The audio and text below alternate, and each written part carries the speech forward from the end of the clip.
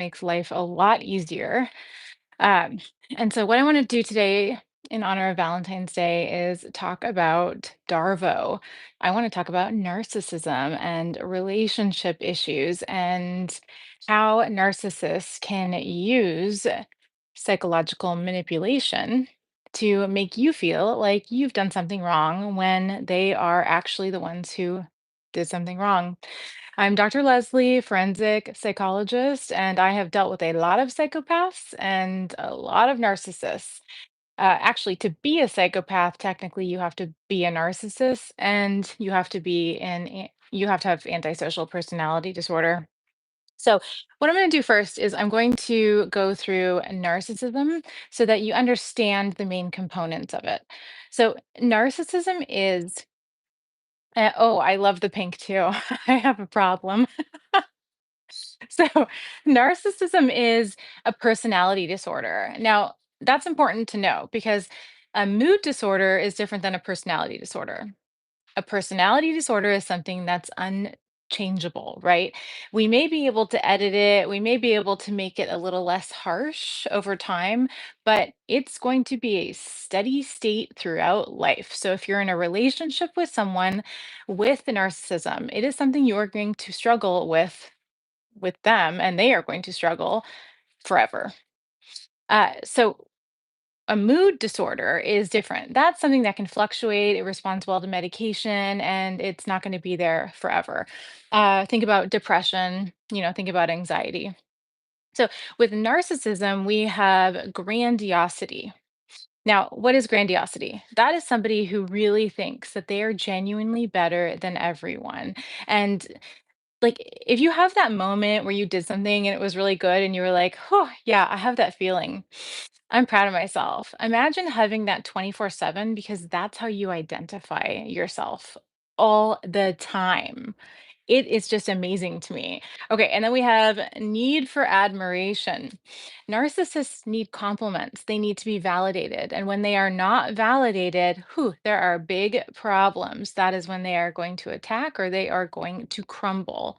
Lack of empathy is a huge part of this. So they want validation, they want you to love them, and they also don't give a shit if they hurt you, and they will not have any remorse if they've done something wrong.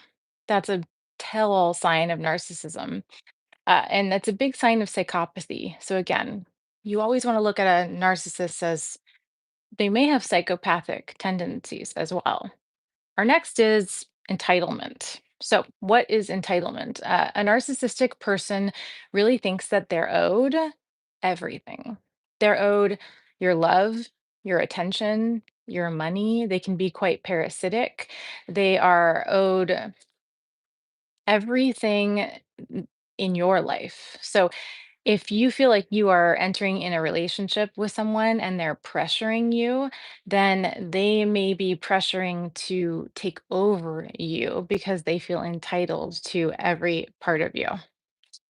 Uh, they are very exploitive in their behavior. So again, they feel like they own everything. So they're going to go out and they're going to get everything. And a lot of the time, it's your soul. If you feel like you're losing your confidence, you're losing who you are, a lot of the time it's because their exploitive nature is really draining emotions from you. We also have arrogance, which plays a lot into everything I've said. They're very arrogant people. They walk with this charisma. They think that their shit don't stink. uh, Preoccupation with success and a belief in that specialness. Those are two big things. Narcissistic people are often very, very driven because they think they need to be, they think they are, they can accomplish a lot because they are very charismatic. Um, and they're not going to stop. So we have, a lot of narcissistic people high up in companies, high up as CEOs, because they are going to drive, drive, drive. They're not going to have a lot of emotion. They are constantly going to be validated as they rise higher and higher and higher.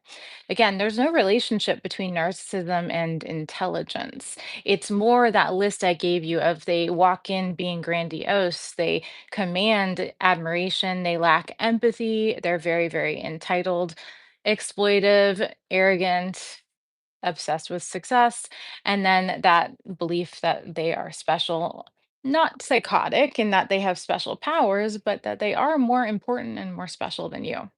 So, now that we're talking about narcissism, what is DARVO? We hear DARVO all the time. Now, it's an acronym for what a narcissist will do to somebody, especially someone in a relationship. So, DARVO is deny, attack, and then reverse victim offender. What does that mean?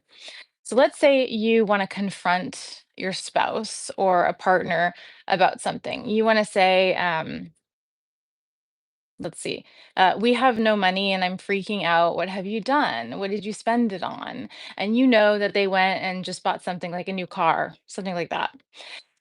And they say, well, first they're going to deny it. No, I didn't. I had everything worked out. It wasn't about that. It wasn't the car that set us off, right? Then they're going to attack. Actually, I remember you made this really expensive purchase like 10 years ago, and that's really what offset our finances. And then they're going to flip it. So then now he's the victim. He's the one saying, whatever I bought now actually hurt our finances only because of what you bought then. So then you're in this place of having to figure out, wait, is that true? So they have successfully deflected you away from the original conversation, which was you made a huge purchase and you hurt our finances. It's very savvy. We also refer to it as gaslighting. So narcissists gaslight again. So again, that is DARVO. And we have gaslighting, but then we have something that I used there called triangulation. So a narcissist is never going to come at you alone because they're too weak. It's going to be too hard. They're just a shell of a person, really. They don't have any working emotions on the inside that are, free and fluid like many of us would, where we can kind of go through depression, anxiety, happiness. We can in a healthy way speed bump through all of these things. Narcissists are very black or white. They're very upset, they're very angry, or they're very happy, and they're very proud of themselves. So a narcissist will do this DARVO, they will gaslight you. And what happens is it becomes a cycle. So then you're in a cycle that is very, very extremely manipulative and you can't get out. So here's my advice to you on Valentine's Day if you are in this cycle. If you are feeling that you are being attacked in some way, if there's triangulation, which I was just about to mention, where a narcissist is attacking you, but they're also bringing in a second entity, person, object, idea, what they're doing is they're overpowering you in order to belittle you or break down your confidence. Triangulation. You come in saying, I can't believe you just bought that car. That's financially going to like bury us. And they say, well, it's not on me. It's because you made this purchase 10 years ago, whatever. They're deflecting. But what is really happening? They have just powered up with a memory and you. So they are, I'm sorry, they have just powered up with a memory and an accusation. So they are putting you in a triangle. They are now two against one, which again is going to wipe away your confidence.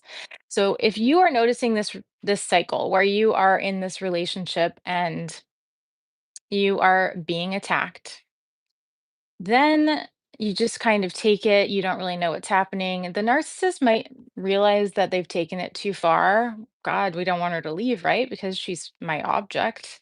I need her. I need her to exist because she is my identity because I don't really have a real one. Uh, what they're going to do is they're going to pull you back in. So they're going to start love bombing you, which is a very trending word. They're going to give you gifts. They're going to compliment you. They're going to make you feel so good that you wouldn't leave. So good that you're yourself going to minimize the abuse you just experienced, the gaslighting, the triangulation that you just experienced. Now, what's going to happen after that? Well, the love bombing is going to get tired, right? They're going to kind of give up on that. They might feel a little normal. And then you go into what I call, well, what science calls the honeymoon phase. So you're in this honeymoon phase where things feel good, things feel normal, you're not fighting, but then it starts again. Something little will make a narcissist crack.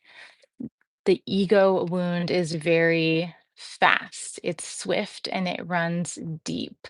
So if they feel even the slightest slight, they are going to attack. And again, we're going to come in with gaslighting, triangulation, DARVO, all of the narcissistic cycle. Here's my best advice. If you want to leave a relationship, leave during the honeymoon phase. Leave when the individual is not in a heightened emotion, they are not in an attack mode. Leave swiftly and have a plan before you do it. That is the key. And scientifically, that is the most effective time to leave a relationship like that. Oh, and I'm going to say hi in the comments. Good morning from Australia. Okay, I'm in California. What time is it in Australia? I don't even know. Yes, and this is a lot of pink, guys. If I can show you. So the kitchen is pink. This is the podcast studio that will be starting March 6th with iHeartRadio, and it's called Intentionally Disturbing. And what is really fun, it's 5 a.m. in Australia. Oh, interesting. Okay, so it's 10 a.m. here. So we have the pink kitchen, we have the blood splatter. And then if we move over here, we have, let's see if I can get it, a jail cell, a real functioning jail cell. So during the podcast, one, it just looks great. And then two, people can decide where they want to sit. Maybe some people actually sit in the jail cell because they're criminals. Um, but I can tell you a little bit about the podcast too. The podcast is called Intentionally Disturbing, and we are um, going to be doing a lot of interviews. It's primarily going to be me interviewing people who have, we're back. I think we're back. Okay. So I'm interviewing a lot of different people for the podcast. It ranges from doctors and surgeons who couldn't save lives, military veterans, FBI, CIA, all the way to a lot of criminals. I'm going to be interviewing cartel members, gang members to hear their story. I'm going to go out to them in their area, in their country to hear their story. Um, like Mexico cartel. That's very interesting. And then I am actually going to bring in, I wasn't going to, but I'm going to bring in celebrities. And the reason I'm going to bring in celebrities is because uh, I think that so many are misunderstood because of how the media portrays them. And a lot of what we would call celebrities are very normal people who act as a job, and there's a humanness to them. Now, a lot of celebrities I really, really dislike because, like we started, they're extremely narcissistic. But there are many celebrities who I greatly, greatly respect who have had extremely difficult times in their lives. Many have had difficult times because of the movies that they played and the perception that the world had of them afterwards. So I want to incorporate the full gamut. So over the series, it's going to start March 6th. We have 1 year. It's going to be a weekly drop. I think we're going to do every Thursday night. You are going to be able to find someone that I interview that you really relate to. And that's the goal, is that we all have someone that we can relate to because of the disturbing moments they've gone through, the trauma, but also their resiliency. So every episode is going to bring you back to a place of how humans stay resilient, how we keep moving forward in life, and a call to action for the community. We've all been through things. Are we using that to help the world? What are we doing? What is our place in the world? What is the point of being here? So every episode is going to be disturbingly deep and, of course, filled with satire and humor and me because I can't stay serious for long at all. Um, an example is I was talking to some guy who was out in, let's say, the military, and he came across beheaded people. And I don't know if you know that when someone's beheaded, chickens come out of nowhere. Chickens come out of nowhere and they eat what's coming out. And that's that. Can you imagine? Okay, back. So, can you imagine that? Wait, I might. Okay, I'm back. I need to turn off calls, obviously, when I do this. Can you imagine something so traumatic as coming across somebody who had their head cut off, right?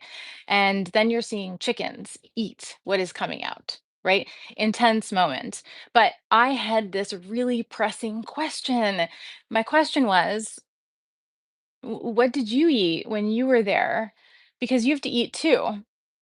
And he said, "Well, I don't, we would just go back to camp and, we would eat, and like the locals would provide a lot of food." And I said, "Well, did they feed you chicken?" Because I would think that, the locals maybe in like Iraq, Afghanistan, in combat zones are going to use the resources around them to feed the military. So, did you eat the chicken that just ate the human brains? And he said he's told that story a million times, but he's never been asked that question. So that's kind of the podcast in summary, and I'm excited to share it with you guys. So again, March 6th, stay tuned. We're gonna put it on this YouTube page, but it's gonna be with iHeartRadio and weekly drops. Okay, this was my first actual YouTube live, so thanks for joining me. I have no idea how it went or if I did it correctly. We will see, and I will see you guys later.